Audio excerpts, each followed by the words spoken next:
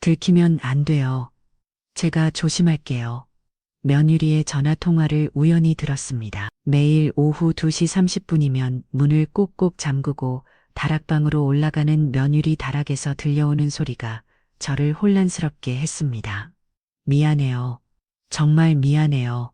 도대체 누구에게 사과하는 걸까요? 은행에서 현금을 찾는 모습을 목격했습니다. 5만 원권 뭉치를 가방에 넣고 어디론가 사라졌죠. 쓰레기통에서 발견한 찢어진 편지 조각들, 불에 탄 종이 냄새가 진동하는 다락방 사랑해요.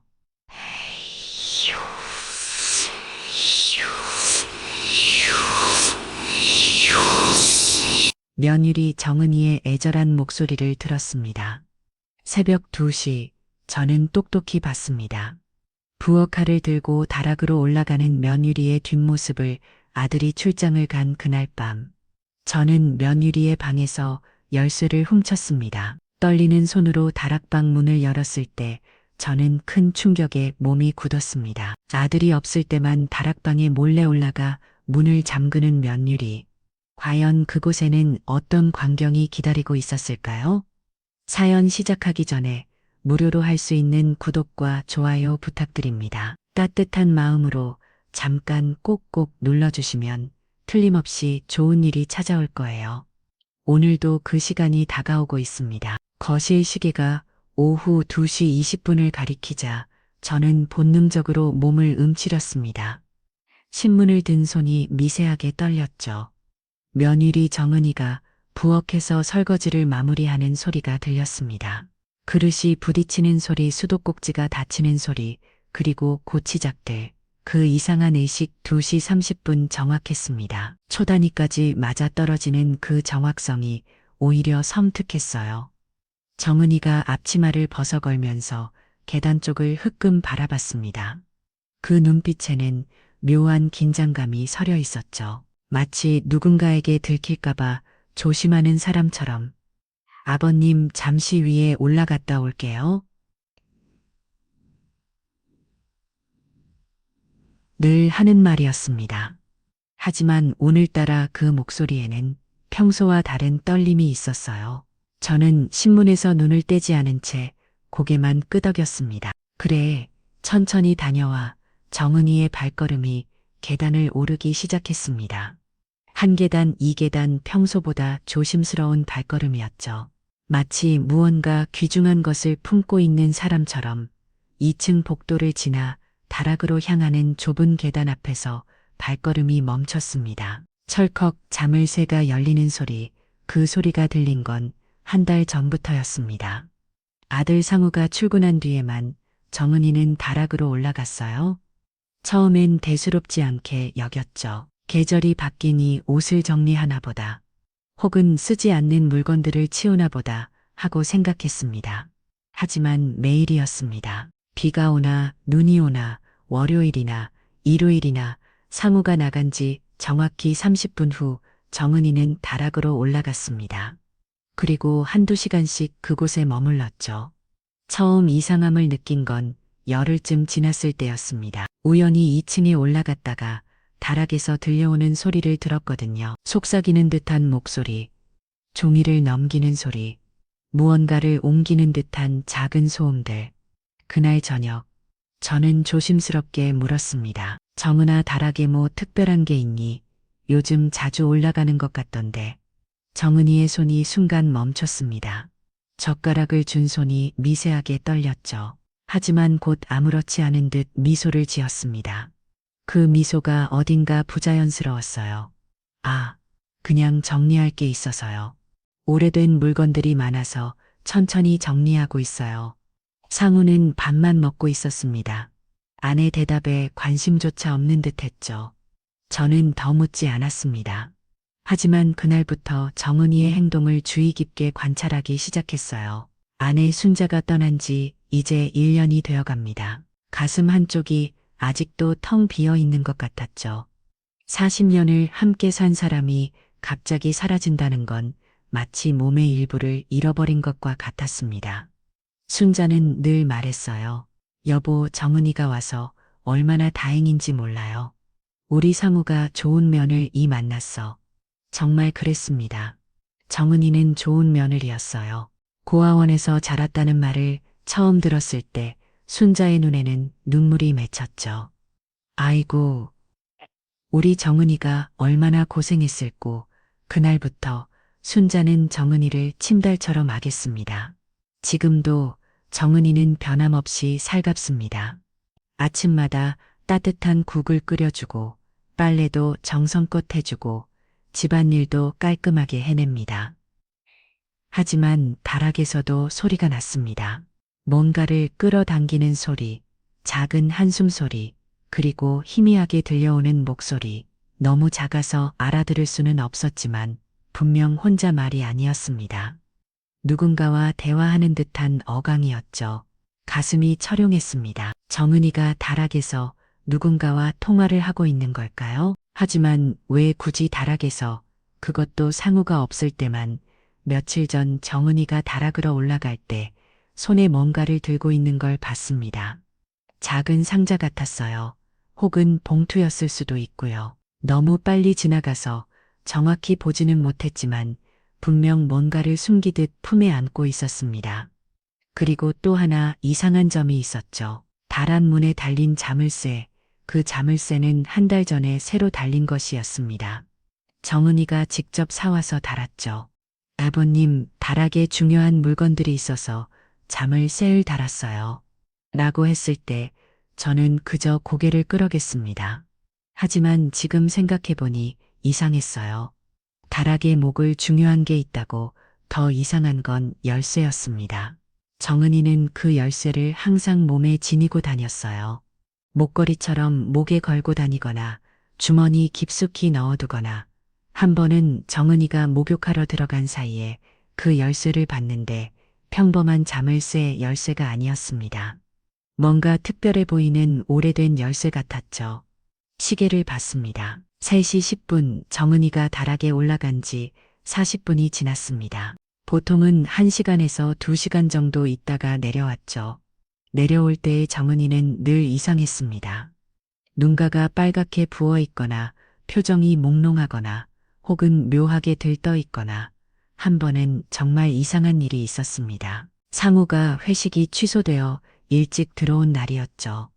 정은이는 여느 때처럼 다락에 있었고 현관문이 열리는 소리에 화들짝 놀란 듯 했습니다. 쿵쿵거리며 계단을 뛰어내려오는 소리가 들렸고 다락 문을 잠그는 손이 떨리는지 열쇠가 달그락거렸어요. 벌써 왔어? 정은이의 목소리는 평소보다 한 옥타브 높았습니다. 혀는 붉게 달아올라 있었고 이마에는 땀이 맺혀 있었죠. 마치 뭔가 잘못을 들킨 아이 같았어요. 응? 회식이 취소됐어. 뭐 하고 있었어? 상우의 무심한 질문에 정은이는 더듬거렸습니다. 아, 그냥 청소하고 있었어. 다락이 너무 더러워서. 거짓말이었습니다. 정은이의 손은 깨끗했고 옷에는 먼지 하나 묻어 있지 않았으니까요. 하지만 상우는 알아차리지 못했죠. 아니, 관심이 없었을 겁니다. 저는 가만히 지켜보기만 했습니다. 무언가 물어보고 싶었지만 뭐라고 물어야 할지 몰랐어요. 며느리야, 다락에서 뭘 하니? 이렇게 직접적으로 물을 수도 없고 그렇다고 모른 척할 수도 없고. 정은이는 좋은 며느리입니다. 상우보다 저를 더 챙기고 순자가 좋아하던 음식을 가끔 해주고 길도 빠지면 없이 챙깁니다. 하지만 이 다락방의 비밀은 뭘까요? 왜 상우가 있을 때는 절대 올라가지 않을까요? 다시 소리가 들렸습니다. 이번엔 좀 더 명확했어요. 옥먹이는 듯한 목소리. 보고 싶어요. 라는 말이 희미하게 들렸습니다. 심장이 쿵쿵 걸었어요. 정은이가 다락에서 누군가를 그리워하고 있는 걸까요? 혹시 다른 남자가 있는 걸까요? 아니야, 그럴 일 없어. 저는 고개를 저었습니다. 하지만 의심의 씨앗은 이미 뿌려졌죠. 한 번 시작되는 의심은 걷잡을 수 없이 커져갔습니다. 내일은 좀 더 주의 깊게 관찰해야겠다고 생각했습니다. 정은이가 다락으로 올라갈 때 무엇을 들고 가는지, 얼마나 오래 있는지, 내려올 때는 어떤 표정인지, 그리고 가능하다면 다락에서 무슨 일이 일어나고 있는지 알아내야겠다고 마음먹었습니다. 순자야, 당신이 그토록 아끼던 며느리가 무언가를 숨기고 있어. 나는 어떻게 해야 할까? 창밖고 해가 기울고 있었습니다. 붉은 노을이 거실 안으로 스며들었죠. 순자가 좋아하던 시간이었습니다. 여보, 노을이 참 예쁘네요. 늘 그렇게 말하곤 했죠. 다락에서 문이 열리는 소리가 났습니다. 정은이가 내려오고 있었어요. 발걸음은 무거웠고 한 계단 한 계단 조심스럽게 내려왔습니다. 거실로 들어온 정은이의 눈가는 역시나 빨갛게 부어 있었습니다. 아버님, 차 한 잔 드릴까요? 평소와 같은 목소리를 내려고 애쓰는 게 보였습니다. 하지만 콧소리가 섞여 있었죠. 아니야, 괜찮아. 피곤하면 좀 쉬렴. 정은이가 고개를 끄덕이고 부엌으로 갔습니다. 수도꼭지를 들고 찬물로 얼굴을 씻는 소리가 들렸어요. 한참을 그렇게 있던 이 앞치마를 다시 두르고 저녁 준비를 시작했습니다. 칼질하는 소리가 규칙적으로 들렸습니다.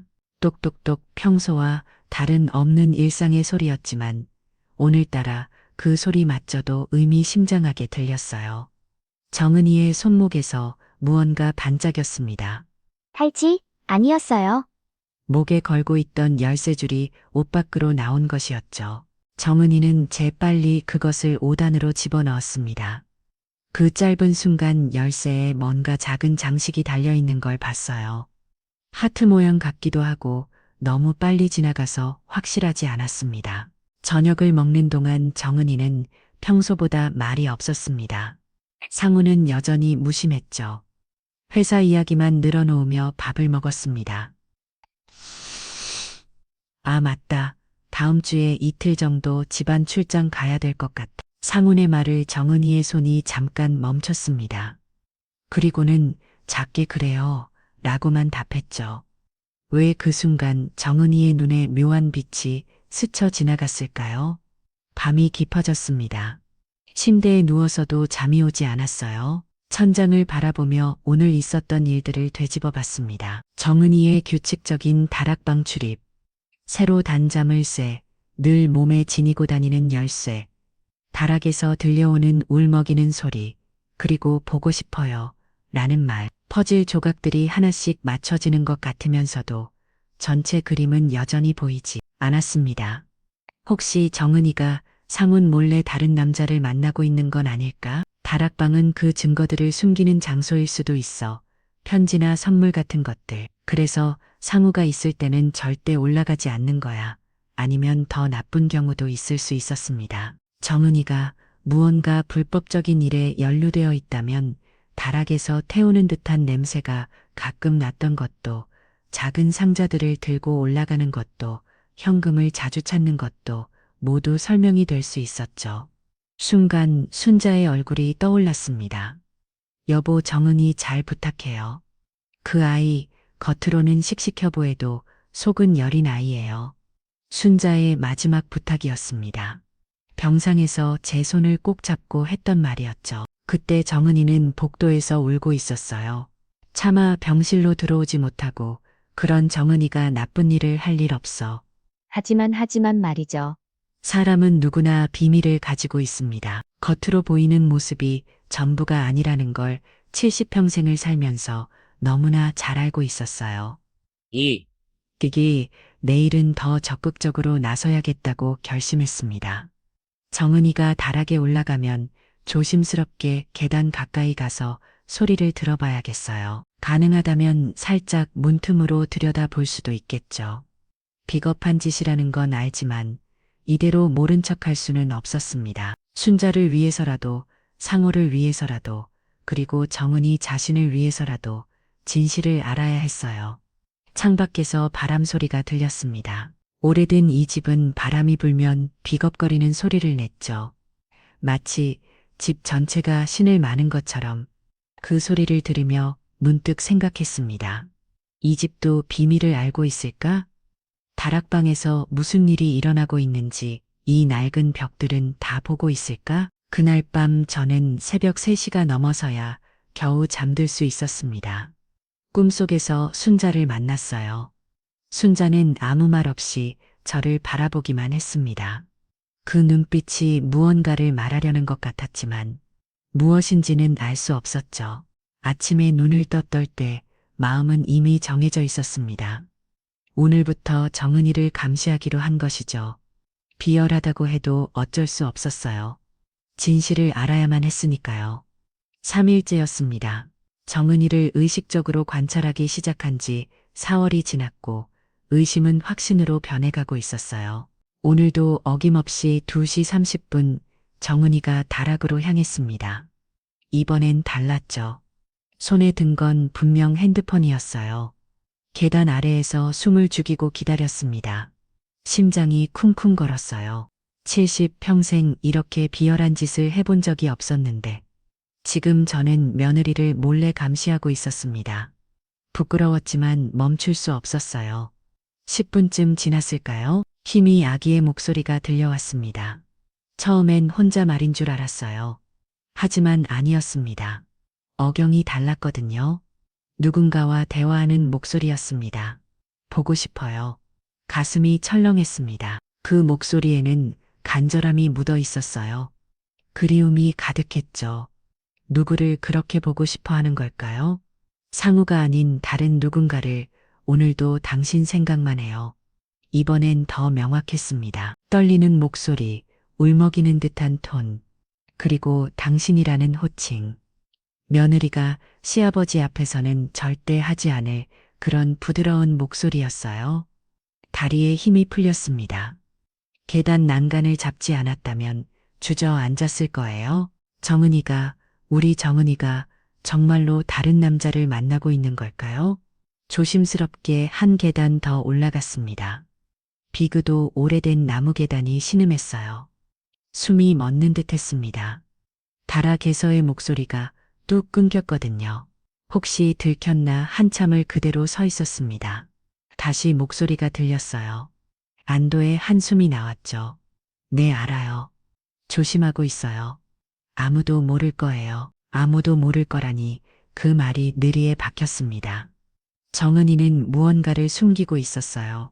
그것도 아주 조심스럽게 상호는 물론이고 저까지 속이면서 발걸음을 돌렸습니다. 더 들을 용기가 나지 않았어요. 조리미모 아니, 더 듣고 싶지 않았다는 게 맞겠죠. 거실로 돌아와 소파에 앉았지만 머릿속은 온통 정은이의 목소리로 가득했습니다. 1시간쯤 지났을까요? 다락문이 열리는 소리가 들렸습니다. 정은이가 내려오고 있었어요. 늘 그렇듯 조심스러운 발걸음이었죠. 거실로 들어온 정은이를 흘끔 봤습니다. 역시나 눈가가 빨갛게 부어 있었어요. 눈물을 닦은 흔적이 역력했죠. 뺨도 상기되어 있었고 입술은 떨리고 있었습니다. 마치 격한 감정을 겪고 온 사람 같았어요. 아버님, 제가 차 좀 끓여드릴게요. 평소보다 신 목소리였습니다. 울음을 참느라 목이 잠긴 거겠죠. 저는 신문을 든 채 시선을 돌렸어요. 정은이의 얼굴을 제대로 볼 수가 없었습니다. 마니아, 됐어. 차갑게 들렸을까요? 정은이가 잠시 멈췄었어요. 하지만 이내 부엌으로 향했죠. 그때 봤습니다. 정은이의 셔츠 주머니에서 뭔가 삐져나온 것을 분홍색 리본이었어요. 새 것처럼 보였죠. 선물 포장했는 그런 리본이었습니다. 며칠 후 더 결정적인 장면을 목격했습니다. 그날은 비가 왔어요. 장맛비처럼 억수로 쏟아지는 비였죠. 상우는 평소처럼 출근했고 정은이는 평소처럼 다락으로 올라갔습니다. 하지만 이번엔 달랐어요. 정은이의 손에는 쇼핑백이 들려 있었거든요. 화장품 가게 로고가 선명했습니다. 그것도 꽤 비싼 브랜드였죠. 정은이는 평소 화장을 거의 하지 않았어요. 기초 화장품 정도만 쓰는 검소한 면을 이었죠. 그런데 갑자기 비싼 화장품을 의심은 더욱 깊어졌습니다. 그리고 일주일 후 저는 결정적인 증거를 포착했습니다. 토요일 오후였어요. 상우가 골프를 가서 집에는 저와 정은이만 있었죠. 정은이는 여느 때처럼 다락에 올라가 있었고 저는 마당에서 화분에 물을 주고 있었습니다. 그때였어요. 열린 창문으로 정은이의 목소리가 들렸습니다. 다락방 창문이 살짝 열려 있었던 거죠. 미안해요. 정말 미안해요. 이렇게 밖에 할 수 없어서 울음이 섞인 목소리였습니다. 만나고 싶어도 참아야 해요. 우리 이러면 안 되는 거 알면서도 더는 들을 수 없었습니다. 물 뿌리기가 손에서 미끄러졌어요. 쨍그랑 소리를 내며 떨어졌죠. 다리가 후들거렸습니다. 확실했어요. 정은이가 누군가와 이루어질 수 없는 사랑을 하고 있다는 게 그날 저녁. 저는 평소보다 일찍 잠자리에 들었습니다. 정은이의 얼굴을 볼 수가 없었어요. 배신감이랄까요? 실망감이랄까요? 순자가 그토록 아꼈던 며느리가 상호를 속이고 다른 남자를 만나고 있다. 하지만 한편으로는 이해가 되기도 했습니다. 상호는 솔직히 좋은 남편은 아니었어요. 무뚝뚝하고 무심하고 아내에게 관심도 없었죠. 정은이가 외로웠을 수도 있어요. 젊은 여자가 그런 남편과 살다 보면 아니야.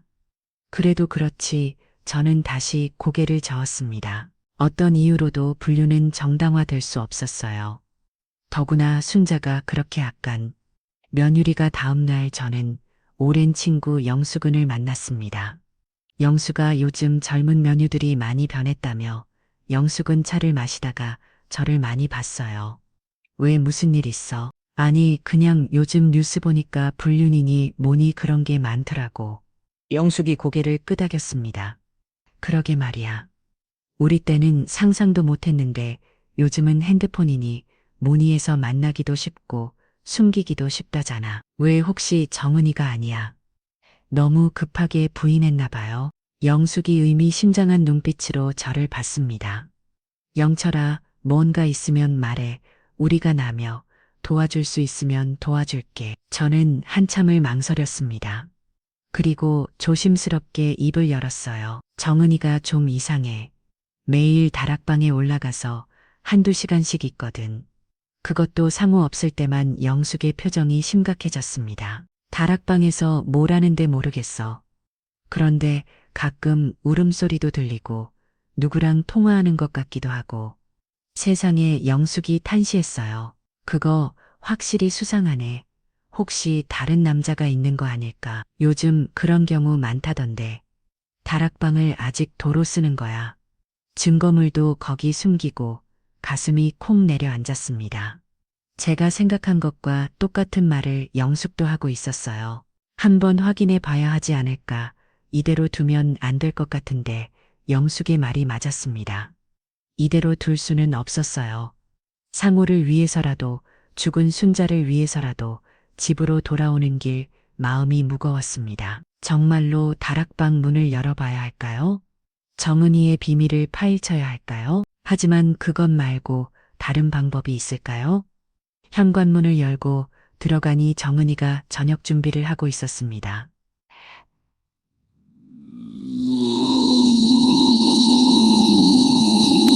평소와 다른 없는 목소리, 평소와 다른 없는 미소. 하지만 이제 그 모든 게 가식으로 보였습니다. 그날 밤 또다시 잠을 이룰 수 없었어요.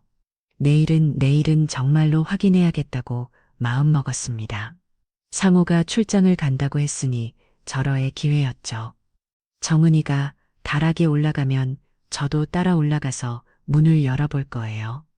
진실이 무엇이든 이제는 알아야만 했습니다. 창밖에는 또 비가 내리기 시작했어요. 비소리가 유난히 크게 들렸습니다. 마치 폭풍 전야 같았죠. 정은아, 내가 숨기는 게 대체 뭐니 순자야. 미안해, 내가 우리 며느리를 제대로 지켜주지 못한 것 같아. 그렇게 또 하루가 저물어 갔습니다. 연기 냄새였습니다. 처음 그 냄새를 맡았을 때 저는 부엌에서 뭔가 타는 줄 알았어요. 허둥지둥 부엌으로 달려갔지만 가스레인지는 꺼져 있었죠. 그때 깨달았습니다. 냄새는 위에서 나고 있었어요. 다락에서 계단을 조심스럽게 올라갔습니다. 냄새가 진해졌어요. 분명 무언가를 태우는 냄새였죠. 종이 타는 냄새 가기도 하고 뭔가 다른 것 같기도 하고 다라문 아래로 희미하게 연기가 새어나오고 있었습니다. 심장이 미친 듯이 뛰었어요. 정원이가 대체 무엇을 태우고 있는 걸까요? 혹시 증거인멸, 범죄와 관련된 서류들을 없애는 건 아닐까요? 아버님 뒤에서 정은이의 목소리가 들렸습니다. 깜짝 놀라 돌아봤어요. 정은이가 계단 아래서 올려다보고 있었죠. 얼굴이 창백했습니다. 아, 그 연기 냄새가 나서 정은이가 급하게 계단을 올라왔어요. 죄송해요. 제가 그냥 오래된 것들 좀 정리하고 있었어요. 환기를 제대로 안 해서 거짓말 그 순간 확신했습니다. 정은이의 눈이 불안하게 흔들리고 있었거든요. 손은 미세하게 떨리고 있었고 이마에는 식은땀이 맺혀 있었죠. 앞으로는 조심해. 불이라도 나면 어쩌려고. 제 목소리가 차갑게 들렸나 봐요. 정은이가 움직였습니다. 네, 알겠습니다. 정말 죄송해요. 그날 이후로 더 주의 깊게 관찰하기 시작했습니다. 쓰레기통을 확인하는 일이 일과가 됐어요. 비열하다는 건 알았지만 멈출 수 없었죠. 그리고 며칠 후 이상한 것들을 발견했습니다. 찢어진 종이 조각들, 너무 잘게 찢어져서 내용은 알 수 없었지만 분명 편지 같았어요. 필체가 보이는 조각도 있었는데 정은이의 글씨였죠. 누구에게 쓴 편지를 그렇게 찢어서 버린 걸까요? 또 다른 날은 더 이상한 걸 봤습니다. 정은이가 시장에서 돌아왔는데 장바구니 말고도 작은 종이 봉투를 들고 있었어요. 제가 있는 줄 모르고 그걸 품에 꽂아 안고 다락으로 올라갔죠. 봉투에는 한지 가게 로고가 찍혀 있었습니다. 한지를 왜 사는 거죠? 며칠 후에는 꽃집 봉투를 봤어요. 그것도 비싼 꽃들이었죠. 집에는 그런 꽃들이 보이지 않았는데 다 어디로 간 걸까요? 의심은 점점 다른 방향으로 흘러갔습니다. 어느 날 우연히 정은이의 가계부를 포게 됐어요. 부엌 서랍에 있었는데 열려 있었죠. 평소 꼼꼼한 정은이 닦지 않게 깜빡한 모양이었습니다. 훔쳐보는 건 아니다. 그냥 확인하는 거야. 자기 앞니화를 하며 가계부를 들춰봤습니다. 그리고 이상한 항목들을 발견했죠. 특별용도 50만 원, 개인 비용 3만 원, 기타 지출 3만 원, 매달 비슷한 항목들이 있었어요. 적지 않은 금액이었죠. 생활비도 빠듯한데 정은이가 매달 10만 원이 넘는 돈을 어디에 쓰는 걸까요? 은행에도 다녀왔습니다. 구청에 볼륨이 있다고 하고 나갔지만 사실은 정은이를 미행한 거였어요. 정은이는 은행 ATM에서 현금을 인출했습니다. 뒤에서 슬쩍 봤는데 50만 원권 여러 장이었어요. 현금 추적이 불가능한 현금을 왜 그렇게 많이 찾는 걸까요? 카드로 결제하면 기록이 남으니까 무언가 숨기고 싶은 거래가 있으니까. 그날 밤 영숙에게 전화했습니다. 영수가 혹시 요즘 보이스피싱이나 그런 거 많다며 왜 설마 당했어? 아니, 그게 아니고 그냥 궁금해서. 영숙이 한숨을 쉬었어요. 영철아, 정은이 때문이지. 솔직히 말해봐. 침묵했습니다. 영숙이 계속 말했어요. 현금 자주 찾고 이상한데 돈 쓰고 그거 혹시 도박 아닐까? 요즘 젊은 사람들 인터넷 도박 많이 한다던데 도박 생각지도 못한 가능성이었습니다. 하지만 충분히 있을 수 있는 일이었죠. 다락방은 그런 은밀한 일을 하기에 완벽한 장소였고요. 아니면 더 나쁜 경우도 있어 불법 대출이나 그런 거에 연루됐을 수도. 영숙의 말을 들으며 등골이 선을 해줬습니다. 다음 날 정은이가 또 이상한 곳에 다녀왔어요. 성당이었습니다.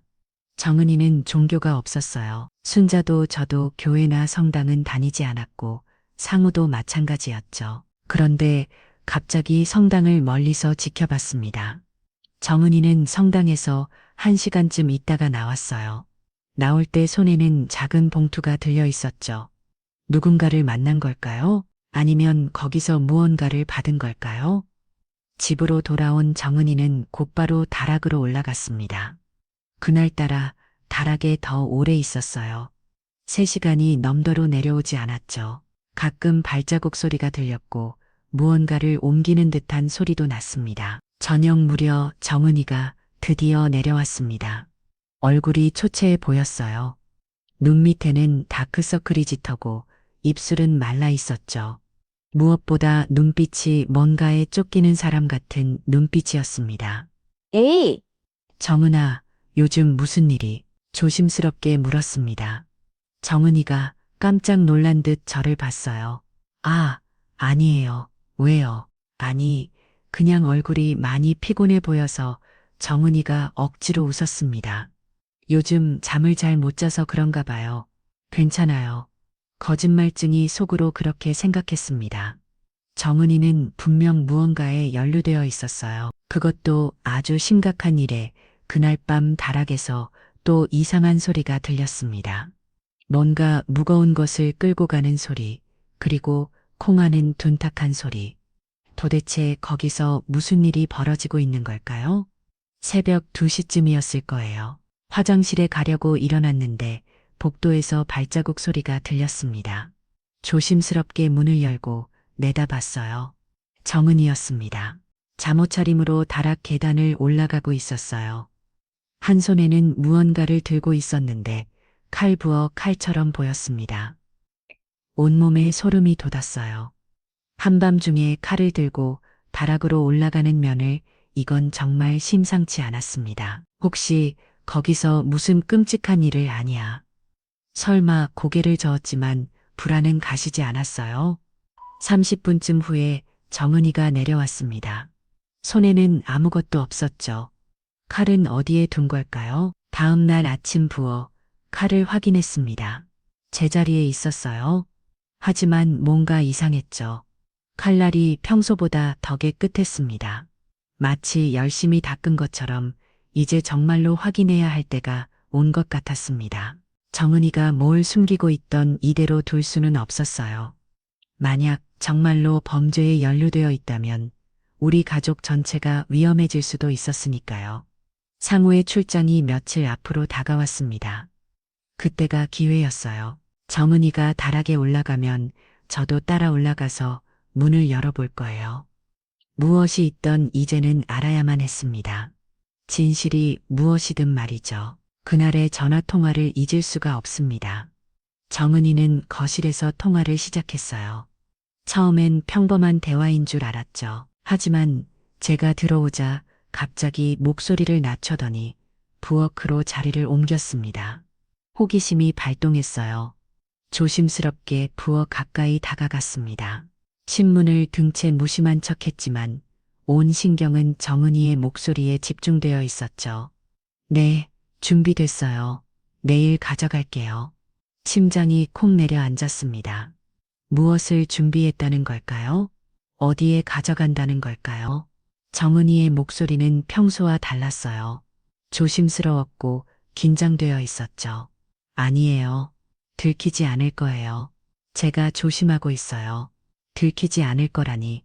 손에 든 신문이 바들바들 떨렸습니다. 정은이는 확실히 무언가를 숨기고 있었어요. 그것도 아주 조심스럽게 전화를 끄는 정은이가 거실로 돌아왔습니다. 얼굴이 상기되어 있었어요. 이마에는 땀이 맺혀 있었고 손은 미세하게 떨리고 있었죠. 저와 눈이 마주치자 어색하게 웃었습니다. 아버님, 차 좀 드실래요? 아니야. 근데 누구랑 통화했디? 일부러 무심하게 물었습니다. 정은이가 잠시 멈췄었어요. 아, 그냥 친구예요. 고아원 때 친구 또 거짓말. 정은이는 고아원 친구가 없다고 했었어요. 연락이 다 끊겼다고 순자에게 그렇게 말했었죠. 그런데 갑자기 친구가 생겼다? 다음 날 저는 결심했습니다. 정은이를 미행하기로 한 거예요. 비열하고 치사한 짓이라는 걸 알았지만 다른 방법이 없었습니다. 정은이가 외출 준비를 했어요. 평소보다 신경 써서 옷을 입었죠. 화장도 했고요. 작은 가방에는 뭔가를 조심스럽게 넣고 있었습니다. 아버님 잠시 나갔다 올게요. 어디 가니 그냥 시장의 조묘. 시장 가는 사람이 그렇게 차려있나. 정은이가 나간 후 저도 서둘러 따라 나섰습니다. 모자를 깊이 눌렀고 선글라스까지 썼죠. 70평생 이런 짓을 할 줄은 꿈에도 몰랐습니다. 정은이는 시장 가는 정반대 방향으로 걸어갔어요. 거짓말증이 적당한 거리를 유지하며 따라갔습니다. 정은이는 가끔 뒤를 돌아봤어요. 누군가 따라오는지 확인하는 것처럼. 그럴 때마다 저는 황급히 몸을 숨겼죠. 버스 정류장에서 정은이가 버스를 탔습니다. 저도 따라 탔어요. 다행히 사람이 많아서 들키지 않았죠. 정은이는 맨 뒤에 앉았고 저는 중간쯤에 앉아 거울로 지켜봤습니다. 20 정거장쯤 지났을까요? 정은이가 일어섰습니다. 저도 따라 내렸죠. 그런데 그 순간 정은이와 눈이 마주쳤습니다. 심장이 멈추는 줄 알았어요.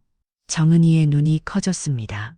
놀란 표정이었죠. 저는 황급히 고개를 돌리고 반대편으로 걸어갔어요. 정은이가 따라오는 것 같았지만 뒤돌아볼 용기가 나지 않았습니다. 집으로 돌아온 후 온몸이 땀으로 흠뻑 젖어 있었어요. 실패했습니다. 정은이에게 들켰을지도 모르죠. 이제 정은이는 더욱 조심할 거예요. 1시간쯤 후에 정은이가 돌아왔습니다. 아버님 계세요? 평소와 다름없는 목소리였지만 뭔가 어색했어요. 정은이는 제 얼굴을 유심히 봤습니다. 알까 혹시 외출하셨어요? 아니야, 왜? 아니에요. 그냥 비슷한 분을 봤거든요. 정은이의 눈빛이 의미심장했습니다. 알고 있구나. 내가 따라간 걸 알고 있어. 그날 밤부터 본격적인 감시를 시작했습니다. 정은이가 다락에 올라가면 저는 다락 바로 아래층에서 귀를 기울였어요. 천장에 귀를 대고 소리를 들으려 했죠. 힘이 약에 들려오는 소리들, 발자국 소리, 뭔가를 끌고 가는 소리, 그리고 가끔씩 들리는 흐느낌, 때로는 중얼거리는 소리도 들렸어요. 미안해요. 정말 미안해요. 누구에게 사과하는 걸까요? 무엇이 그렇게 미안한 걸까요? 며칠 후 더 대담한 시도를 했습니다. 정은이가 다락에 올라간 후 저도 살금살금 다락 계단을 올라갔어요. 문 앞까지 가서 열쇠 구멍에 눈을 대봤죠. 아무것도 보이지 않았습니다. 뭔가로 열쇠 구멍을 막아놓은 것 같았어요. 정은이도 바보는 아니었죠. 누군가 옆을 수있다는 걸 알고 있었던 겁니다. 하지만 소리는 더 선명하게 들렸어요. 종이 넘기는 소리, 작은 신음소리, 그리고 보고 싶어요. 너무 보고 싶어요. 또 그 말이었습니다. 도대체 누가 그렇게 보고 싶은 걸까요? 문득 문고리를 돌려보고 싶은 충동이 일었어요. 하지만 잠겨 있을 테고 억지로 열려고 하면 정은이가 알아차릴 거예요. 잡년, 다가 아니었습니다. 다음 날 영숙을 다시 만났어요. 영철아, 얼굴이 왜 그래? 무슨 일 있어? 더는 혼자 감당할 수 없었습니다. 모든 걸 털어놨어요. 다락방의 비밀, 수상한 전화통화, 미행시도, 그리고 여특기까지. 영숙의 표정이 점점 심각해졌습니다. 이거 정말 심각한데. 혹시 정은이가 무슨 조직 같은데 연루된 거 아닐까? 조직? 그래. 요즘 보이스피싱이나 불법 도박 조직들이 주부들을 노린다잖아. 집에 혼자 있는 시간이 많으니까 등골이 선을 해줬어요. 그리고 말이야.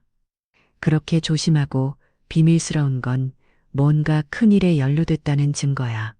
작은 일이면 그렇게까지 숨기지 않지. 영숙의 말이 맞았습니다. 정은이의 행동은 너무나 조직적이고 계획적이었어요. 증거를 모아야 해. 확실한 증거. 그래야 경찰에 신고하든 뭐라든 할 수 있지. 증거를 어떻게 다락방 열쇠를 구해야지 예비 열쇠가 있을 거야. 아니면 정은이가 잠든 사이에 열쇠를 빼내든지. 영숙의 제안은 위험했지만 다른 방법이 없었어요. 그날 밤 저는 계획을 세웠습니다. 상우가 출장을 가면 정은이가 깊이 잠든 틈을 타서 열쇠를 가져올 거예요. 그리고 다락방에 들어가서 정은이가 숨기고 있는 비밀을 확인할 겁니다. 위험한 계획이었지만 더는 미룰 수 없었어요. 상우는 여전히 아무것도 모르고 있었습니다. 상우야, 정은이가 요즘 좀 이상한 것 같지 않아? 한 번 넌지시 물어봤지만 상우는 고개를 저었어요. 글쎄요? 평소랑 똑같은데 왜요? 아니야, 그냥 물어본 거야. 무심한 아들이 원망스러웠습니다. 아내가 무슨 일에 연루되어 있는지도 모르고 관심조차 없다니. 하지만 어쩌면 그게 다행일지도 모르죠. 만약 정은이가 정말로 범죄에 연루되어 있다면 상우가 모르는 게 나을 수도 있으니까요. 드디어 상우의 출장 날이 다가왔습니다. 아빠 이틀만 다녀올게요.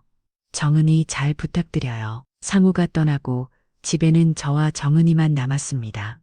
결전의 시간이 다가오고 있었어요. 그날 밤의 일은 평생 잊을 수 없을 겁니다. 새벽 1시쯤이었어요. 화장실에 가려고 일어났는데 위층에서 이상한 소리가 들렸습니다. 흔을 끼는 소리였죠. 정은이가 오는 소리였어요. 맨발로 조심스럽게 복도로 나갔습니다. 다락에서 새어나오는 희미한 불빛이 보였어요. 정은이가 한밤중에 다락에 올라가 있었던 겁니다. 도대체 무슨 일로 새벽에까지 계단을 한 발짝씩 올라갔습니다. 심장 소리가 너무 커서 정은이에게 들릴까봐 두려웠어요. 다락에 뭔가까지 다가갈수록 울음소리는 더 선명해졌죠. 그리고 들렸습니다. 미안해요. 제가 잘못했어요. 온몸이 얼어붙었습니다. 정은이의 목소리는 죄책감으로 가득했어요. 무언가 큰 잘못을 저지른 사람의 목소리였죠. 후회와 괴로움이 뚝뚝 묻어났습니다. 다 제 잘못이에요. 제가 더 잘했어야 했는데 무릎이 떨렸습니다. 정은이가 무슨 잘못을 저질렀을까요? 돈을 잃었을까요? 누군가를 다치게 했을까요? 아니면 더 큰 범죄에 연루되었을까요? 숨을 죽이고 더 들었습니다. 용서해 주세요. 제발 용서를 구하는 목소리, 누구에게 용서를 구하는 걸까요? 전화 통화를 하는 것 같지는 않았어요. 혼자 말처럼 들렸죠. 아니면 거기 누군가 있는 건 아닐까요? 등골이 선을 해줬습니다. 혹시 다락에 누군가를 숨기고 있는 건 아닐까요? 그래서 매일 올라가는 건 아닐까요?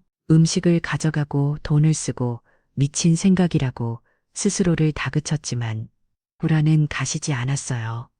조심스럽게 계단을 내려왔습니다. 방으로 돌아와 침대에 앉았지만 잠은 오지 않았어요. 정은이의 울음소리가 계속 귓가에 맴돌았죠. 다음 날 아침 정은이의 얼굴은 초췌했습니다. 눈은 통통 부어 있었고 안색은 창백했어요. 밤새 울었다는 게 한눈에 보였죠. 하지만 평소처럼 아침을 준비했습니다. 자음된 된장찌개 끓였어요. 목소리가 쉬어 있었습니다. 저는 정은이의 얼굴을 유심히 봤어요. 정은이가 시선을 피했죠. 정은아, 어제 잠을 못 잤니? 정은이의 손이 잠시 멈췄습니다. 아, 네. 좀 그랬어요. 무슨 걱정거리라도 있니? 제 질문에 정은이가 깜짝 놀란 듯 저를 봤어요. 눈동자가 흔들리고 있었죠. 아니에요. 그냥 잠이 안 왔어요. 거짓말, 하지만 더 묻지 않았습니다. 정은이가 경계하기 시작했거든요. 제가 뭔가 눈치챘다는 걸 알아차린 것 같았어요. 그날부터 정은이는 더욱 조심스러워졌습니다. 다락에 올라가기 전에 여러 번 주위를 살펴고 내려올 때도 발소리를 죽였어요. 전화 통화도 거의 하지 않았죠. 마치 감시당하고 있다는 걸 아는 사람처럼. 하지만 여전히 매일 다락이는 올라갔습니다. 그것만은 포기할 수 없는 것처럼. 일주일이 지난 어느 날 또 다른 결정적인 순간이 왔습니다. 오후 3시쯤이었어요. 정은이가 다락에 올라간 지 1시간쯤 됐을 때였죠. 저는 2층 복도에서 일부러 큰 소리로 기침을 했습니다. 잠시 후 계단을 내려가는 척하다가 다시 살금살금 올라왔어요. 정은이는 제가 아래층부로 내려간 줄 알았겠죠. 다락에서 다시 목소리가 들리기 시작했습니다. 정말 사랑했어요. 숨이 멎는 듯 했어요. 그 목소리에는 애절함이 가득했습니다. 그리움과 아픔이 뒤섞인 목소리였죠. 다시 만날 수 있을까요? 먼저 인간은 확신했습니다. 정은이에게는 다른 사람이 있었어요. 그것도 만날 수 없는 사람 헤어진 연인일까요? 아니면 이루어질 수 없는 사랑일까요? 분노가 치밀어 올랐습니다. 순자가 그토록 아끼던 며느리 이가 상우의 아내가 다른 남자를 사랑하고 있다니. 그것도 이 집에서 상우가 모르는 사이에 주먹을 꽉 쥐었습니다. 당장이라도 다라문을 두드리고 싶었어요. 정은이를 끌어내서 따져먹고 싶었죠. 하지만 참았습니다. 아직 확실한 증거가 없었으니까요. 그날 저녁, 저는 아무것도 먹을 수가 없었습니다. 아버님 입맛이 없으세요? 정은이가 걱정스럽게 물었지만 저는 고기만 저었어요. 정은이의 얼굴을 제대로 볼 수가 없었습니다. 괜찮아. 그냥 좀 피곤해서. 정은이가 무언가 더 말하려다가 입을 다물었어요. 불안한 표정이었죠. 제가 뭔가 알고 있다는 걸 눈치챈 걸까요? 그날 밤 영숙에게 전화했습니다. 영수가 큰일이야. 모든 걸 털어놨어요. 새벽에 들은 울음소리, 사과하는 목소리, 그리고 결정적인 사랑 고백까지. 영숙이 한숨을 쉬었습니다. 이제 확실하네. 정은이가 불륜을 저지르고 있어. 어떻게 해야 할까? 상우한테 말해야지. 이대로 둘 수는 없잖아. 하지만 쉽지 않았어요. 아들에게 뭐라고 말해야 할까요? 내 아내가 바람을 피우고 있다고 증거도 없이 먼저 확인을 해야 해. 다락방에 뭐가 있는지 직접 봐야 해. 영숙의 말이 맞았습니다. 추측만으로는 안 되죠. 확실한 증거가 필요했어요. 상호가 출장 간다고 했지. 다음 주에 이틀 동안 그때가 기회야. 정은이가 잠든 사이에 열쇠를 가져와서 다락방을 확인해. 그리고 증거를 찾아. 계획은 간단했지만 실행은 쉽지 않을 것 같았어요. 정은이가 그 열쇠를 얼마나 소중히 여기는지 알고 있었으니까요. 늘 몸에 지니고 다니고 잘 때도 베개 밑에 두는 것 같았어요. 하지만 다른 방법이 없었습니다. 며칠 후 상호가 출장 이야기를 다시 꺼냈어요. 아빠 이번 출장은 좀 길어질 것 같아요. 이틀에서 4월 정도 절호의 기회였습니다. 그래, 조심해서 다녀와. 정은이의 표정을 슬쩍 봤어요. 평소와 다름없어 보였지만 손가락이 미세하게 떨리고 있었죠. 긴장하고 있는 걸까요? 아니면 기대하고 있는 걸까요? 출장 전날 밤 상우가 짐을 쌌습니다. 정은아, 잘 있어. 아빠 잘 부탁해. 걱정 마요. 조심히 다녀와요. 부부의 작별 인사치고는 너무 담담했어요. 맛진 암남 같았죠. 상호는 정은이의 이상함을 전혀 눈치채지 못하고 있었습니다. 다음 날 아침 상호가 떠났습니다. 현관문이 닫히는 소리와 함께 집안의 공기가 달라졌어요. 정은이는 여느 때처럼 설거지를 하고 청소를 했지만 뭔가 들떠 있는 것 같았죠. 그리고 오후 2시 30분 정은이가 다락으로 올라갔습니다. 이번엔 평소보다 서둘러서 올라갔어요. 마치 기다렸다는 듯이. 저는 거실에서 숨을 고르며 생각했습니다. 오늘 밤이야. 오늘 밤 정은이가 잠들면 열쇠를 가져와서 다락방의 비밀을 확인할 거야. 누워시 있던 이제는 알아야만 했습니다. 진실이 아무리 충격적이어도 말이죠. 창밖으로 해가 기울고 있었어요. 붉은 노을이 불길한 전조처럼 느껴졌습니다. 결전의 밤이 다가오고 있었죠. 저녁 시간이 고통스러웠습니다. 정은이가 차려준 밥상 앞에 앉았지만 음식이 목구멍으로 넘어가지 않았어요. 정은이는 평소보다 말이 많았습니다. 마치 제 눈치를 살피는 것처럼. 아버님, 내일 뭐 특별히 드시고 싶은 거 있으세요? 아니, 아무거나 괜찮아. 상우 씨가 없으니까 좀 적적하시죠? 정은이의 질문에 고개를 들었어요. 그 눈빛에는 알 수 없는 감정이 서려 있었죠. 그렇지, 혼자 있으니까. 저도 그래요. 순간 정은이의 목소리가 떨렸습니다. 외로움 아니면 조체감 밤 10시가 되자 정은이가 잘 어우갔습니다. 아버님 먼저 들어가서 쉴게요. 편안한 밤 되세요. 그래, 잘 자두라. 정은이가 방으로 들어간 후 저는 거실에서 시간을 보냈어요. 12시, 1시, 2시, 정은이가 완전히 잠들기를 기다렸죠. 새벽 2시 반 조심스럽게 일어났습니다. 심장이 터질 듯이 뛰었어요. 70평생 이런 일을 해본 적이 없었는데 지금 저는 도둑처럼 면을 이 방으로 향하고 있었습니다. 정은이의 방문 앞에 섰어요. 안에서는 아무 소리도 들리지 않았죠. 깊이 잠든 것 같았습니다. 조심스럽게 문고리를 돌렸어요. 작은 소리에도 심장이 멎는 듯 했습니다. 문틈으로 고개를 들이밀었어요. 정은이는 침대에서 곤히 자고 있었습니다. 달빛이 창문으로 들어와 정은이의 얼굴을 비추고 있었어요. 평화로운 얼굴이었죠. 저런 얼굴로 어떻게 남편을 속일 수 있을까요? 시선을 돌렸습니다. 열쇠를 찾아야 했어요. 미김이 조심스럽게 다가갔지만 정은이가 움직일까봐 손을 뻗을 수가 없었습니다. 옷장, 서랍장, 눈으로 방안을 훑어봤어요. 그때 화장대 위에서 무언가 반짝이는 걸 봤습니다. 열쇠였어요. 믿을 수 없었죠. 정은이가 그토록 소중히 여기던 열쇠를 화장대 위에 그냥 두다니 혹시 함정은 아닐까? 하지만 기회는 지금뿐이었습니다. 발소리를 죽이고 화장대로 다가갔어요. 열쇠를 집어들었습니다. 차가운 새의 감촉이 손바닥에 와닿았죠. 순간 정은이가 몸을 뒤척였습니다. 숨이 멎었어요. 꼼짝도 하지 못하고 서 있었죠. 다행히 정은이는 다시 깊은 잠에 빠졌습니다. 조심스럽게 방을 나왔어요. 복도에 서서 한참을 숨을 고른 후 다락으로 향했습니다. 계단을 오르는 발걸음이 참 금만근이었어요. 드디어 다락 문 앞에 섰습니다. 손이 떨렸어요. 열쇠를 자물쇠에 넣으려는데 자꾸 빗나갔죠. 진정하라고 스스로를 다독였습니다.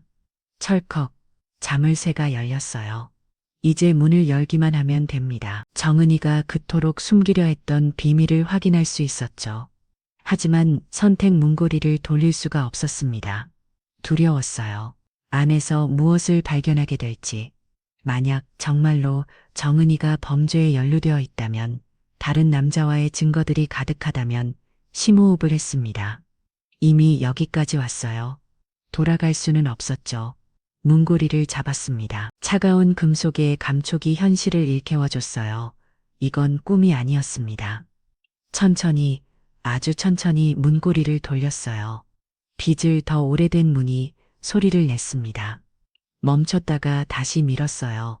문이 열렸습니다. 그리고 저는 보았습니다.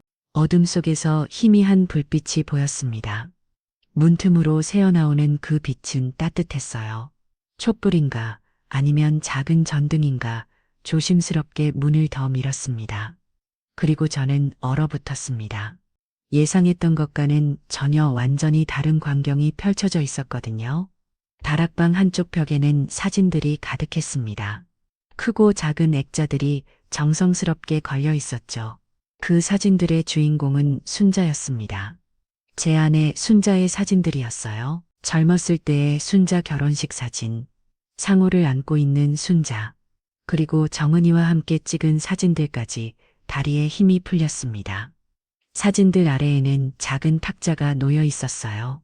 거기엔 향이 피워져 있었고 신선한 꽃들이 꽂혀 있었죠. 국화와 장미. 며칠 전 정은이가 사온 바로 그 꽃들이었습니다. 탁자 위에는 또 다른 것들이 있었어요. 순자가 아끼던 차잔, 늘 쓰던 환경, 좋아하던 책, 그리고 낡은 손수건, 모든 것이 먼지 하나 없이 깨끗하게 정리되어 있었죠. 가슴이 먹먹해졌습니다. 이건 추모 공간이었어요. 정은이가 만든 순자를 위한 작은 추모 공간이었던 겁니다. 그제야 이해가 됐습니다. 매일 같은 시간에 올라온 이유, 향을 피운 이유, 꽃을 사온 이유, 그리고 그 울음소리들까지. 한쪽 구석에는 상자가 놓여 있었습니다. 뚜껑이 열려 있었어요. 안을 들여다봤더니 편지들이 가득했죠. 수백 통은 되어 보였습니다. 모두 정은이의 성글씨였어요. 떨리는 손으로 메뉴에 편지를 집어들었습니다. 사랑하는 어머님께 첫 문장을 읽는 순간 눈물이 핑 돌았어요. 어머님, 오늘은 어머님이 떠나신 지 정확히 1년이 되는 날이에요. 아직도 믿기지 않아요. 어머님이 정말 없다는 게 손이 떨려서 편지를 제대로 읽을 수가 없었습니다. 어머님이 좋아하시던 된장찌개를 끓였어요. 아버님도 맛있다고 하셨어요. 상우 씨는 여전히 무심해요. 어머님 길도 까먹었어요. 그래도 괜찮아요. 제가 있으니까 제가 어머님을 기억할게요. 가슴이 찢어지는 것 같았습니다. 그동안 제가 얼마나 큰 오해를 하고 있었는지, 얼마나 못된 의심을 품고 있었는지, 정은이는 불륜을 저지른 게 아니었어요. 범죄에 연루된 것도 아니었죠. 그저 순자를 그리워하고 있었을 뿐이었습니다. 보고 싶어요? 어머님, 정말 많이 보고 싶어요. 저한테는 어머님이 유일한 엄마였어요. 고아원에서 자란 저한테 처음으로 엄마가 뭔지 알려주신 분이었어요. 눈물이 멈추지 않았습니다. 조용히 아주 조용히 뒤로 물러났어요. 다락방을 나오면서 다시 한번 둘러봤습니다. 벽에 걸린 사진들, 그 중에는 제가 찍어준 사진도 있었어요. 순자와 정은이가 김장하던 날, 두 사람이 얼마나 행복해 보였는지.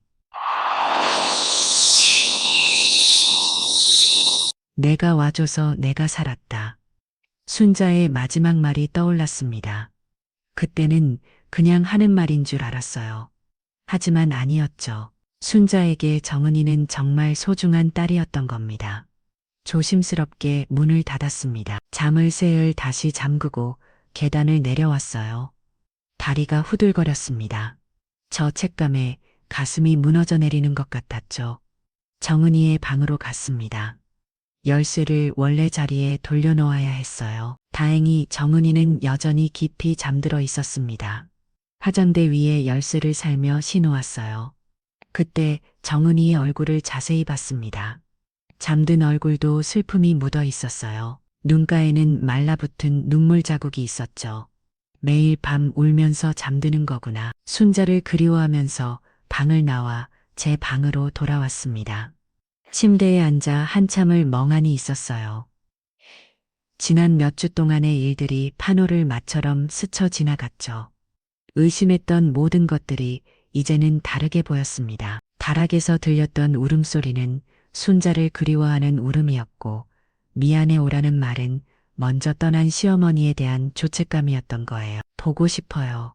어두워 사랑이 오도 모두 순자를 향한 말이었죠. 현금을 찾았던 것도 이제 알겠어요. 향과 꽃을 사기 위해서였겠죠.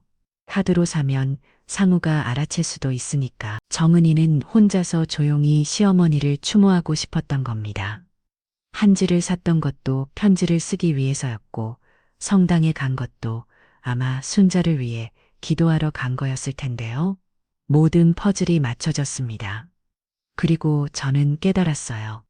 제가 얼마나 어리석었는지, 얼마나 못된 시아버지였는지, 순자를 가장 깊이 사랑하고 그리워하는 사람을 의심하고 감시하고 심지어 도둑처럼 방에 침입하기까지 했다니 창밖이 밝아오고 있었습니다. 새벽을 꼬박 세운 거예요. 하지만 잠이 올 리 없었죠. 가슴속에서 뭔가 뜨거운 것이 올라왔습니다. 미안함과 고마움이 뒤섞인 복잡한 감정이었어요. 정은아, 미안하다. 정말 미안해. 그리고 고맙다. 순자를 잊지 않고 기억해줘서, 이렇게까지 사랑해줘서 눈물이 멈추지 않았습니다. 70. 평생 이렇게 많이 운 적이 있었나 싶을 정도로 다음 날 저는 다시 다락으로 올라갔습니다. 이번엔 몰래가 아니었어요. 햇빛이 다락 창문으로 들어왔습니다. 어제 밤과는 다른 풍경이었어요. 밝은 빈 아래서 본 추모 공간은 더욱 정갈하고 아름다웠죠. 순자가 좋아했을 만한 모습이었습니다. 편지 상자 앞에 앉았습니다. 죄책감이 들었지만 읽어야만 했어요. 정은이의 마음을 제대로 이해하려면 그 편지들을 봐야 했습니다. 첫 번째 편지를 펼쳤습니다. 어머님, 오늘 시장에서 어머님이 좋아하시던 고등어를 봤어요. 통통하고 싱싱한 게 꼭 어머님이 고르시던 것 같았어요. 사고 싶었지만 이제 어머님이 안 계시니까 누가 먹겠어요. 상우 씨는 생선을 안 좋아하잖아요. 눈시울이 뜨거워졌습니다. 다음 편지를 읽었어요. 어머님, 오늘은 비가 왔어요. 어머님과 우산 하나 쓰고 시장 다녀오던 날이 생각나요. 제가 우산을 어머님 쪽으로 기울이니까 어머님이 아이고, 우리 며느리가 졌겠다고 하시면서 다시 제 쪽으로 기울이셨죠. 결국 둘 다 반쯤 젖어서 집에 왔는데 그게 그렇게 행복했어요. 손이 떨렸습니다. 한 통 또 한 통 편지들은 끝이 없었어요. 매일 쓴 것 같았죠. 네. 순자가 떠난 후 단 하루도 빠지면 어머님, 저 아직도 아침마다 어머님 방을 봐요. 혹시 어머님이 거기 계실까봐 말도 안 되는 거 알아요. 그래도 매일 그래요. 어머님 상우 씨가 또 어머님 기위를 잊었어요. 화가 났지만 참았어요. 어머님이 우리 상우는 원래 그래. 그래도 착한 아이야라고 하실 것 같아서요. 이따가 멈췄습니다. 이건 단순한 그리움이 아니었어요.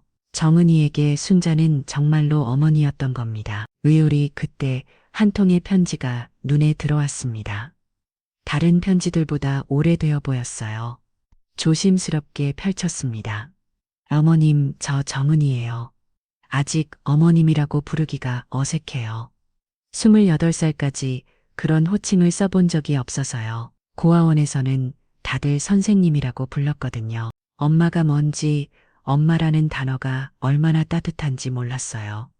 그런데 어머님이 정은아, 나를 엄마라고 생각해라고 하셨을 때 정말 울고 싶었어요. 가슴이 먹먹해졌습니다. 어머님은 저를 처음 봤을 때부터 딸처럼 대해주셨어요. 상우 씨 엄마가 아니라 제 엄마처럼 요 고아라고 무시하지 않으셨어요. 오히려 더 아껴주셨죠. 우리 정은이가 얼마나 고생했을까 하시면서 울어주셨잖아요. 그때 처음으로 느꼈어요. 아, 이게 엄마구나. 눈물이 뚝뚝 떨어졌습니다. 편지가 젖을까봐 얼굴을 돌렸어요. 그러다 벽에 걸린 사진을 봤습니다. 김장하는 사진이었죠. 그날이 생각났어요. 정은이가 처음으로 김장을 해본다고 했었죠. 고아원에서는 김치를 사 먹었다고. 순자가 하나하나 가르쳐주고 정은이는 열심히 배웠어요. 배추절이는 법부터 양념 버무리는 법까지. 고춧가루가 튀어서 둘 다 빨갛게 물들었는데도 깔깔거리며 웃었죠. 찝찝해. 어머니 재미있어요. 이렇게 하는 거였구나. 정은이가 그렇게 신나였던 기억이 났습니다. 순자도 행복해했어요. 그래, 우리 딸 내년에는 더 잘하겠네. 우리 딸 순자는 정말로 정은이를 딸이라고 불렀어요. 며느리가 아니라 딸이라고 다른 편지를 읽었습니다. 어머님, 제가 고아라서 그런지 가족이 뭔지 잘 몰랐어요. 그런데 어머님이 알려주셨어요. 가족은 피로 이어진 게 아니라 마음으로 이어진 거라고. 어머님 덕분에 처음으로 가족이 생겼어요. 처음으로 집이 생겼고요. 또 다른 편지. 어머님 상우 씨가 또 늦게 들어왔어요. 술 냄새를 풍기면서요. 어머님이 늘 걱정하셨죠. 우리 상우가 정은이한테 잘해주나 하고요. 괜찮아요, 어머님 저는. 어머님만 있으면 됐어요. 어머님이 저를 사랑해 주시니까 그걸로 충분했어요. 가슴이 찢어지는 것 같았습니다. 상우는 정은이에게 무심했어요. 아내보다는 회사와 친구들이 더 중요했죠. 정은이는 늘 혼자였습니다. 그런 정은이에게 유일한 위로가 순자였던 거예요. 마지막 편지를 읽었습니다. 병원에서 쓴 편지였어요. 날짜를 보니 순자가 떠나기 하루 전이었죠. 어머님, 제발 가지 마세요. 제발요. 저 혼자 어떻게 살아요? 어머님이 없으면 저는 정말 혼자뿐이에요. 어머님만 저를 가족으로 봐주셨는데, 어머님만 저를 사랑해 주셨는데, 제발 저를 두고 가지 마세요. 저는 읽을 수가 없었습니다. 편지를 내려놓고 한참을 울었어요. 70평생 이렇게 저렇게 운 적이 없었습니다. 순자의 마지막 말이 떠올랐어요. 병실에서 제 손을 잡고 했던 말. 여보 정은이 부탁해요. 그 아인 나 없으면 혼자예요. 그때는 그 말의 의미를 제대로 이해하지 못했습니다. 이제야 알겠어요?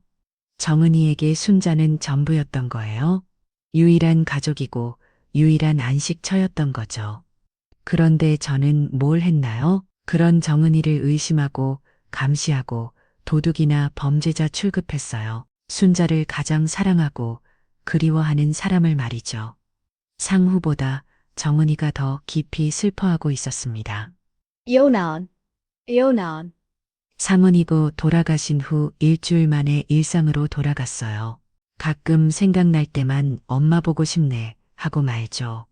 길도 까먹고 제사도 귀찮아했습니다. 하지만 정은이는 달랐어요. 1년이 지난 지금도 매일 다락에 올라가 순자를 만나고 있었습니다. 편지를 쓰고 향을 피우고 꽃을 갈아주면서요. 누가 진짜 가족일까요? 피로 이어지는 아들일까요? 아니면 마음으로 이어진 며느리일까요? 달아 글라오면서 다시 한번 둘러봤습니다. 이 작은 공간에 담긴 정은이의 사랑과 그리움이 가슴을 울렸어요. 어떤 아들도 어떤 딸도 이렇게까지 하지 못할 겁니다. 계단을 내려오면서 결심했습니다. 이제부터라도 정은이에게 잘해야겠다고. 순자가 그랬던 것처럼 정은이를 진짜 가족으로 대해야겠다고. 그리고 언젠가는 말해야겠다고 생각했어요. 내가 다 알고 있다고. 내가 얼마나 순자를 사랑하는지 안다고. 그리고 고맙다고. 순자를 잊지 않고 기억해줘서 이렇게까지 사랑해줘서 그날 이후로 모든 게 달라졌습니다. 정은이를 보는 제 눈빛이 달라졌어요. 의심과 경계가 사라진 자리에 이해와 연민이 자리 잡았죠. 정은이도 변화를 느꼈는지 조금씩 경계를 풀기 시작했습니다. 아침마다 정은이가 차려주는 밥상이 달리 보였어요. 늘 먹던 된장찌개였지만 그 속에 담긴 정성이 보였습니다. 순자가 끓이던 방식 그대로였죠. 멸치를 우려는 국물에 된장을 풀고 두부는 정사가 형으로 썰고 대파는 어슷하기에 모든 게 순자를 따라 한 거였어요. 정은아 마시구나. 진심을 담아 말했습니다. 정은이가 놀란 듯 저를 봤어요. 평소보다 따뜻한 제 목소리에 당황한 것 같았죠. 감사합니다 아버님. 정은이의 목소리도 조금 밝아졌습니다. 며칠 후 저는 특별한 일을 했어요. 정은이가 오후에 외출한 사이 부엌에 들어갔습니다. 서툴지만 정성을 다해 미역국을 끓였어요. 순자가 자주 끓이던 그 미역국을요. 정은이가 돌아왔을 때 저는 식탁에 미역국을 차려놓고 기다리고 있었습니다. 아버님, 이게 정은이의 눈이 동그려졌어요. 믿을 수 없다는 표정이었죠. 앉아 같이 먹자. 정은이가 조심스럽게 앉았습니다. 미역국을 한 숟가락 떠서 입에 넣더니 갑자기 눈물이 그렁그렁해졌어요. 어머님이 끓이시던 맛이에요. 그랬습니다. 순자의 레시피대로 끓인 거였어요. 참기름을 넉넉히 두르고 미역을 충분히 볶고 국간장으로 간을 맞추는 방식, 순자만의 비법이었죠. 순자가 자주 끓였지 너도 좋아했고 정은이가 고개를 숙였습니다. 눈물이 뚝뚝 떨어졌어요. 밥상 위로 떨어지는 눈물바물이 보였죠. 그때였습니다. 주머니에서 뭔가를 꺼냈어요. 낡고 바른 손수건이었습니다. 순자가 늘 가지고 다니던 것이었죠. 연분홍색 꽃무늬가 희미하게 남아 있었어요. 이거 순자가 아끼던 거야. 정은이에게 건넸습니다. 정은이의 손이 떨렸어요. 아버님, 가져. 순자도 내가 가지고 길 바랄 거야. 정은이가 손수건을 받아들었습니다. 두 손으로 조심스럽게 마치 세상에서 가장 귀한 보물을 받으시오. 그리고 가슴에 꼭 안았어요. 어머님 냄새가 나요. 정은이의 목소리가 떨렸습니다. 손수건에 얼굴을 묻고 한참을 울었어요. 저도 눈시울이 뜨거워졌죠. 정은아. 정은이가 눈물에 젖은 얼굴을 들었습니다. 순자가 널 얼마나 사랑했는지 이제야 알겠다. 제 목소리도 떨리고 있었어요. 나도 몰랐어. 내가 순자를 이렇게 그리워하고 있을 줄은 미안하다. 정은이가 고개를 저었습니다. 아니에요. 아버님. 제가 너무 숨겼어요. 상우 씨한테도 부담 주기 싫었고 아버님께도 알아다 알아. 손을 뻗어 정은이의 손을 잡았습니다. 다가온 손이었어요. 얼마나 외로웠을까요? 얼마나 힘들었을까요? 그날부터 새로운 일상이 시작됐습니다. 가끔 정은이와 함께 다락에 올라갔어요. 처음엔 정은이가 당황했지만 곧 받아들였죠. 우리는 함께 향을 피우고 꽃을 갈아주고 순자를 그리워했습니다. 어머님, 아버님도 오셨어요. 정은이가 순자 사진에 말을 걸면 저도 따라했어요. 순자야, 나야. 정은이가 잘 지내고 있어. 내가 얼마나 좋은 면유를 드렸는지 이제야 알겠구나. 때로는 둘이서 순자의 추억을 나눠 쌌습니다. 어머님이 김치찌개 끓이실 때 꼭 참치를 넣으셨어요. 맞아. 참치 기름까지 다 넣어야 한다고 했지. 그리고 신김치로 끓여야 맛있다고요. 하, 기억하는구나. 웃다가도 울고 울다가도 웃었어요. 그렇게 순자를 함께 기억하며 우리는 진짜 가족이 되어갔습니다. 상우도 조금씩 변했어요. 어느 날 저녁 상우가 다락에서 내려오는 우리를 봤습니다. 아파도 거기 올라가세요? 엄마 배로 상우가 멋쩍게 웃었어요. 저도 가끔 올라가 볼게요. 그 후로 상우도 가끔 다락에 올라갔습니다. 처음엔 어색했지만 점차 자연스러워졌죠. 정은이가 만든 추모 공간을 보고 놀랐지만 아무 말 하지 않았어요. 대신 조용히 향을 피우고 내려왔죠.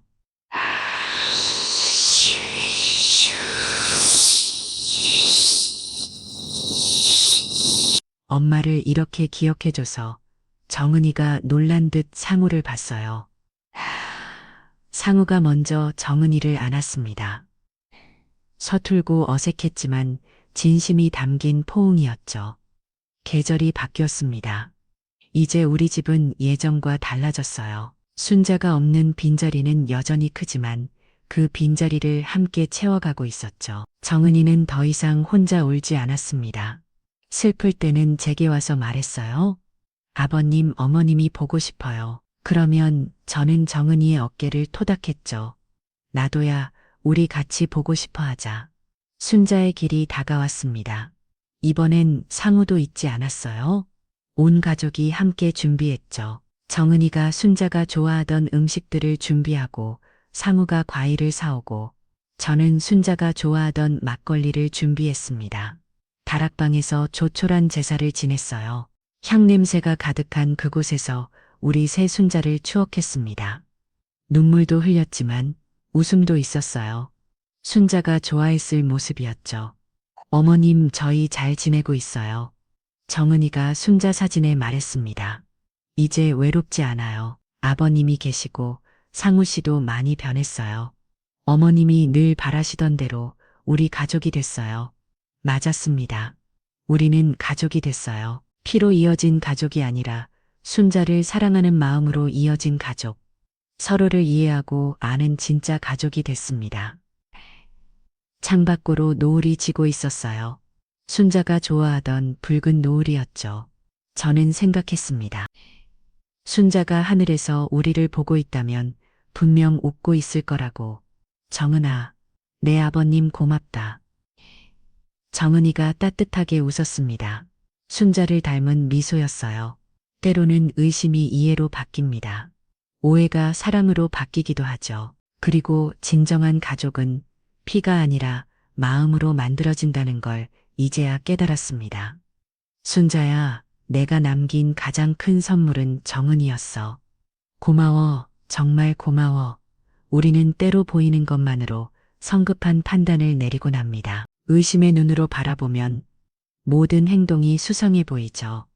하지만 진실은 우리의 예상과 전혀 다른 곳에 있을 수 있습니다.